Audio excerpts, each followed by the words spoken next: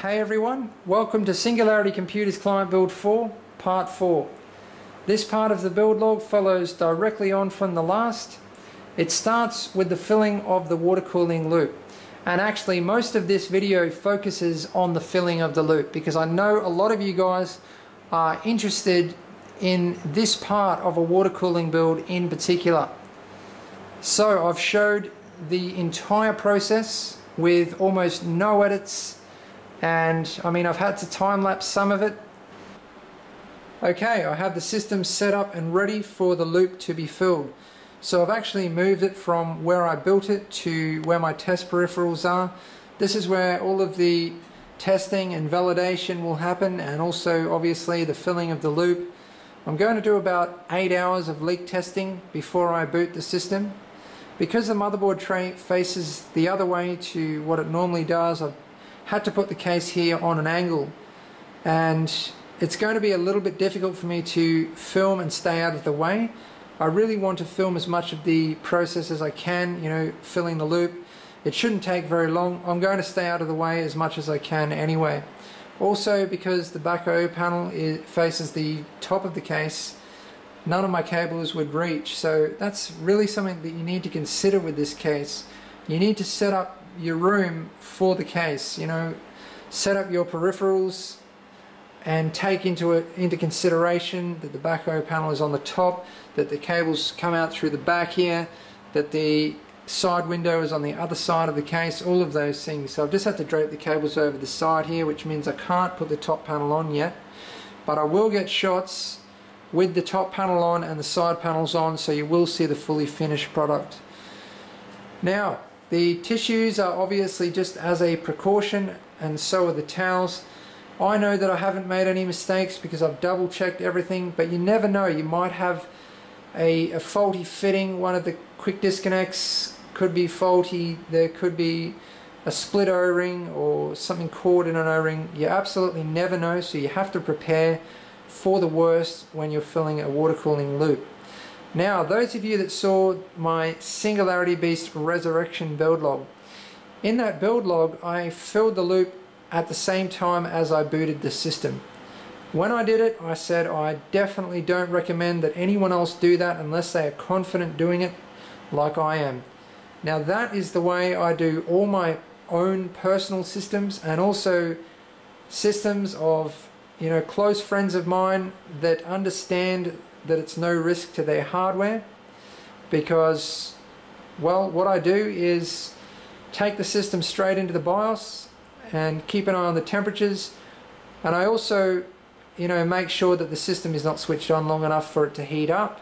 Anyway, you get the picture. I don't need to explain myself. Basically, I've done it. I've actually lost count of exactly how many times I've done it, but I've been doing this for a very long time, and you know, that works perfectly. I did get a lot of people that were a bit shocked that I do things that way, but that is only, as I said, with my personal systems, and you know, the systems of those that agree to it, so that understand that it's not a risk. But with all my client builds, I do it the conventional way, and this is the way that I recommend that beginners do it. You know, basically anyone that's not confident booting the system at the same time as they fill it, do it this way.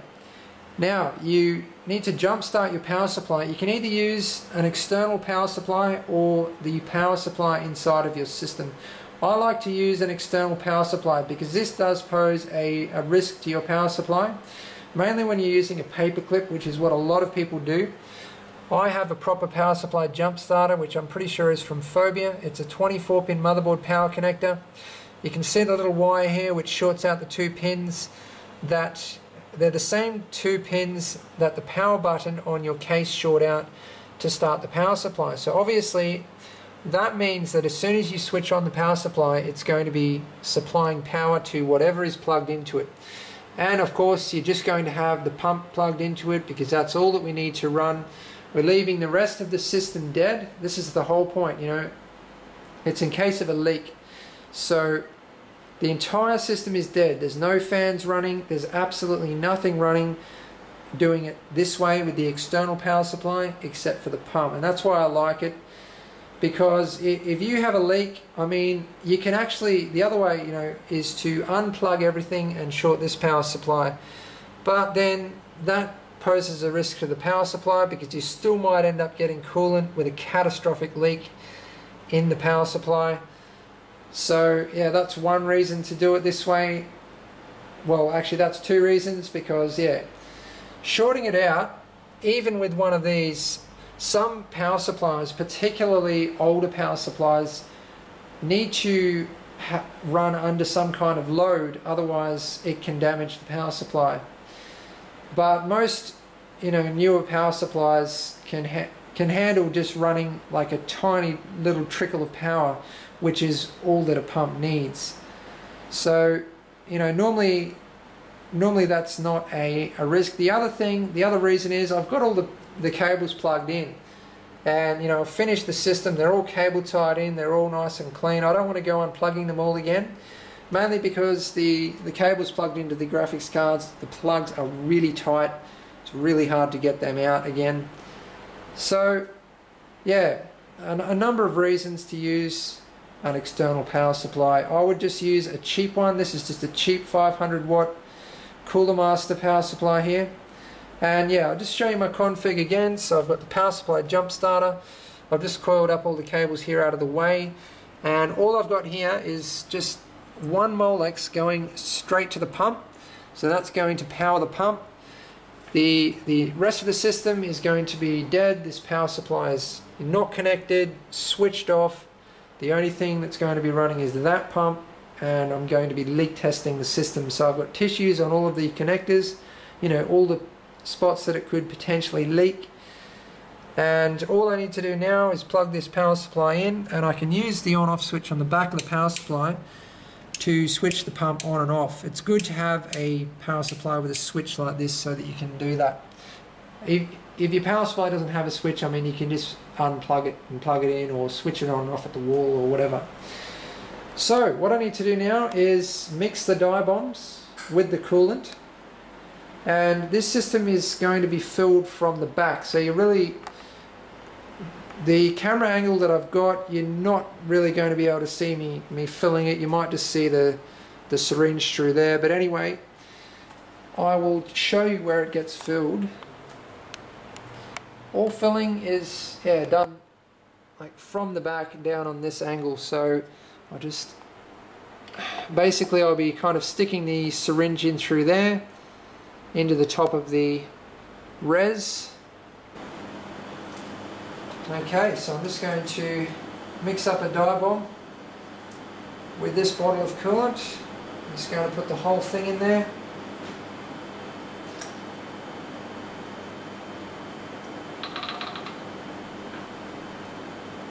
And give it a bit of a shake.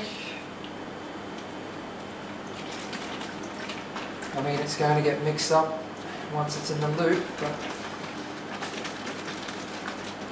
that should do the job. And I'm now going to pour it into a container, and I'll syringe it out of the container. I actually just need to go get a container. Alright, let's have a look at the colour of this. See how blood red it actually is. It's a bit more dull than oh no, it's not too bad. I really won't know until it's in the loop. Okay, here we go. You should be able to see most of what's going on from there. It's going to be quite difficult for me to get around the back of this system actually. It's not the best spot to have it in, but anyway. So, get the syringe down through the top here. Now the syringe is actually on a fair angle, so I'm going to need to do this very slowly, otherwise it's going to spill. So I'm just looking down through the ventilation in the top of the case here and just compressing the syringe very slowly so that it doesn't spill. This information is just as much, or really more for the client, because the client will obviously need to top up the water cooling system from time to time. So normally I wouldn't go to this much detail, but yeah, the client really needs to know how to go about filling this and what to watch out for. Because I mean, during the leak testing, almost all of the air is going to come out of the system, but in a water cooling system, you know, up in the tops of radiators, there's always air pockets that stay. Even after years, you can still have air pockets somewhere. But during shipping, this thing is going to be turned upside down and rolled around, and a lot of those air pockets are actually going to come out. So when this arrives and it's booted for the first time, you know, after shipping, all of that air is going to end up in the res, and the client will need to top up the loop almost straight away. Some of you might think that filling the loop before shipping is a bad idea. But I mean, if the system gets damaged enough to leak, then it's going to be destroyed anyway. Okay, so, you know, a bit more coolant leaking around the place is going to be the least of my worries if the system gets damaged that badly. And it only adds an extra maybe 2 kilograms, depending on how many bottles it takes, how many litres.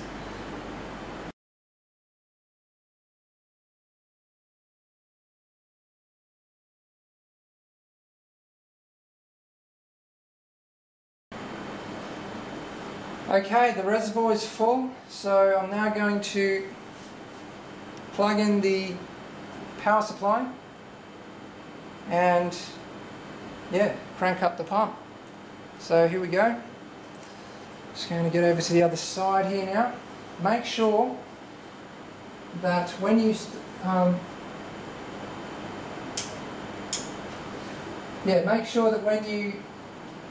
every time you start the pump, you've got your finger over the opening on the top of the reservoir.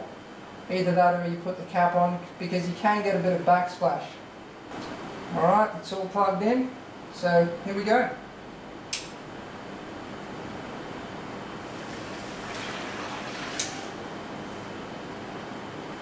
Look at that, you can see how high flow this system is, and you can also see what I mean by how long it takes for the coolant to get to the CPU water block.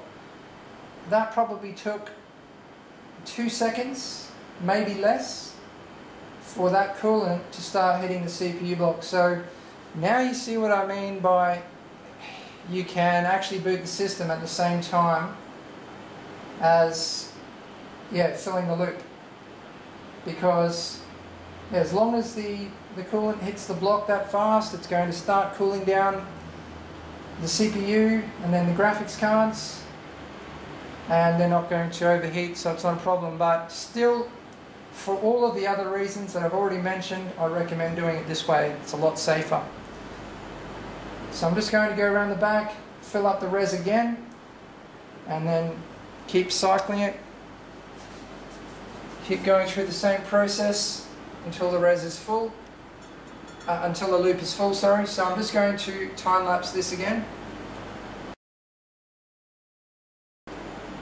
Always keep an eye on all of the components in the loop as you're filling it,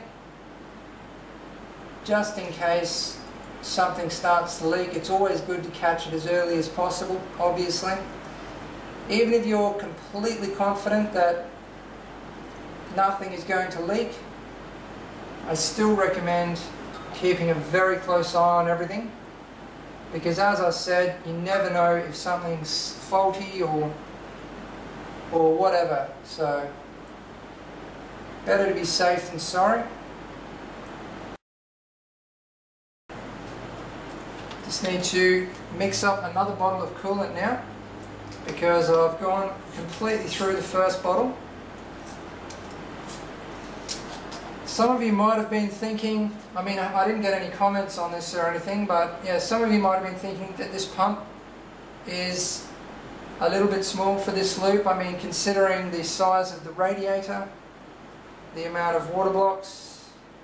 I mean, yeah, the radiator in particular has a very dense finer rate. It's a massive radiator, so you might have been thinking that a more powerful pump is necessary, but you can see how powerful that little pump is by how fast it just moved that coolant around the loop. It is an incredibly powerful little pump. It almost has the same amount of litres per hour that the MCP 655 does. Now that I've prepared that second bottle of coolant, I'm going to run the pump again. So here we go, watch how quickly this happens. So I've got my finger over the opening, a little delay. So it's now circulating. Almost, you know, almost first try. Second fill of the res, and it's already circulated. So very, very quick.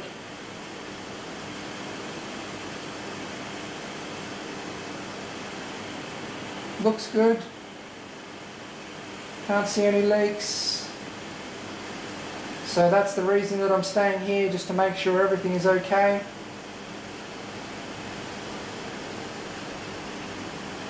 Full circulation. You can see there's a lot of lemonade. That will continue to happen until I bring the level of the coolant above that tube there that you can see in the res, because at the moment, yeah, obviously that waterfall of coolant is just pushing more air into the coolant. So the reason that the colour of the coolant at the moment looks so horrible is because there's so much air in the coolant. So I'm just going to now fill up the res. So really it looks like it's only going to take about 1.3 bottles, and I'll send the rest of the coolant to the client to top up the loop.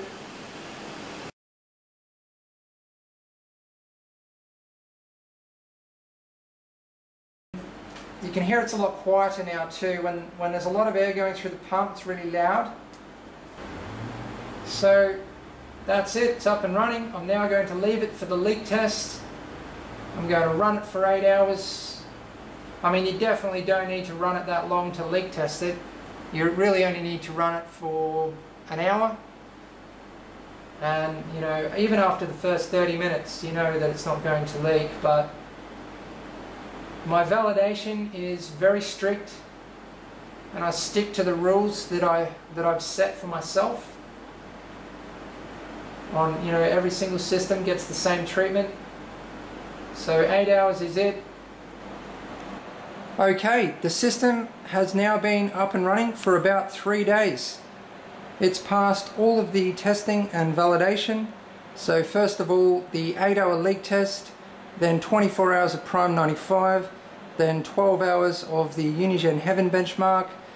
So I've obviously taken the pump off the external power supply, and I've hooked it up to the main power supply and booted the system. So I thought that I wouldn't bother showing you, you know, the first time that I booted the system, because really once the loop has been filled, it's just a matter of, you know, hitting the power button, the fans come on, it's just a normal boot after that. So yeah, everything has gone so smoothly with this build.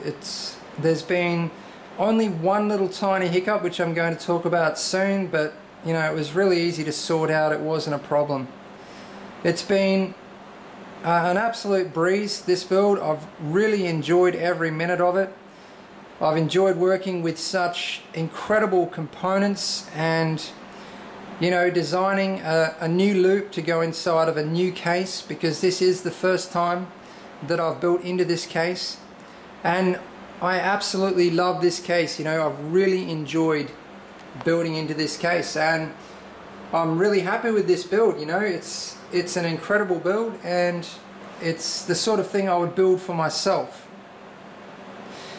But anyway, now what I'm going to do, the system is complete. You know, it's ready to be shipped. It's fully tested and validated. I've actually finished running all of the benchmarks at this point. Now, I have been talking to the client, and he would like me to do a factory overclock. I'm just going to take the CPU to 4.4 gigahertz, you know, nothing major, and the graphics cards I'm leaving at stock. All I'm overclocking is the CPU. I'll be running the memory at its XMP profile, so I still have that to do, and then another 24 hours of validation after that, you know, validating the CPU overclock. Now, the color of the coolant, this was the little hiccup that I had. So I got 3 bottles of Primo Chill PC ice, and they all came with separate dye bombs. Okay, I ordered 3 bottles of blood red, but it turns out that they threw in a black dye bomb, and it was an unmarked syringe. You guys probably saw that in there somewhere during the build log. There was one unmarked syringe. Anyway, I'd filled the loop. It had passed the 8-hour leak test. All the air was out of the loop, and it still was not the color that I wanted. Okay, it was not vibrant enough. It was too transparent, too dull. So I decided to add the last dye bomb, and I added half of it because I knew that the dye was not vibrant enough. So I knew that half of the dye bomb was going to be fine, as long as it was blood red like the other 2 dye bombs. But it turns out it was black, and anyway, I put half of it in thinking it was blood red, that it was going to make the color more vibrant, and it made the loop go like an ugly bright purple. Okay, it was absolutely horrible, the worst coolant color I've ever seen. So what I had to do is empty out some of the horribly colored coolant. It ended up being about, I think it was half a bottle, and the good thing was I still had almost an entire bottle of, you know, the blood red mixed up, so I put that in. But even after that, you know, because there was still some of that black in there, it did improve the color a bit actually once I put the rest of the red in there. It was like a darker red, but still not vibrant enough. So anyway, I ordered in some Mayhem's red dye. It actually took another day to arrive. So this is it here. Now I should have had some of this in stock. I have in the past, but I ran out. I've now got a whole lot of it, a whole lot of different colors, and yeah, I like to keep these kinds of things in stock because coolant color is important. You know, it's something that I like to get perfect to top off the loop.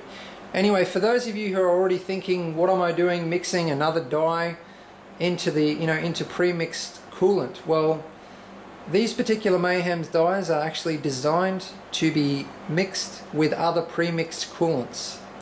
They've been tested with a whole range of pre-mixed coolants with no adverse effects, and when it comes down to it, it is just a dye.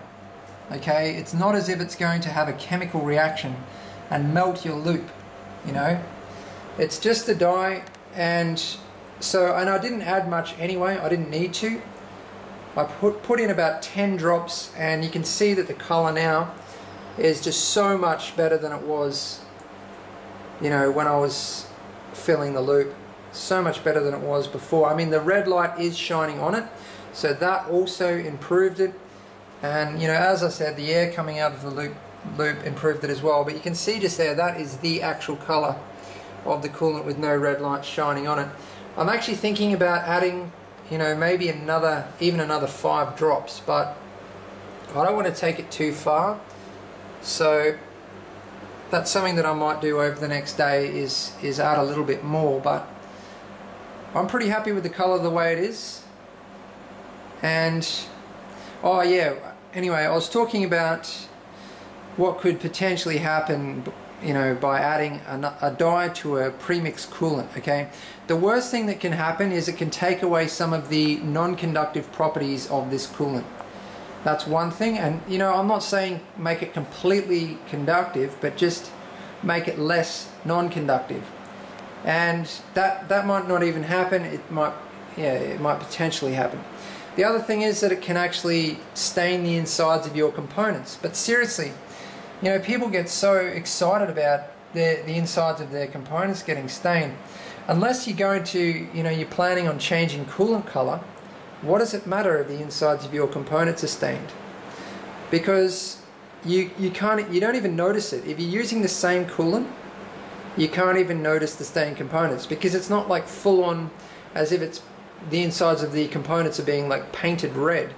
It's just a slight stain. So yeah, worst case scenario, those are the two things that can come from adding extra dye to your loop. Well, this dye in particular.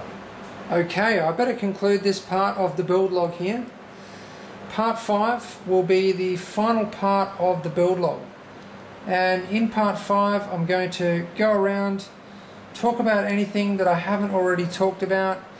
I still have to talk about how I went about the cable management and a few other little things. And I'll also be going over all of the testing in part 5. So I need to do detailed temperature testing and cover all of the performance results as well. Also in part 5 I'll be getting the finishing shots, so giving you one final good look around the system, and giving you a good look with the side panels and top panel on. And I'll also be showing you how I'm going to pack the system ready for shipping. I actually reinforce the components inside the system using cable ties. So all of that to look forward to in the final part of the build log. So I better wrap this up. Thanks for watching. Please subscribe, like and favorite if you want to see more.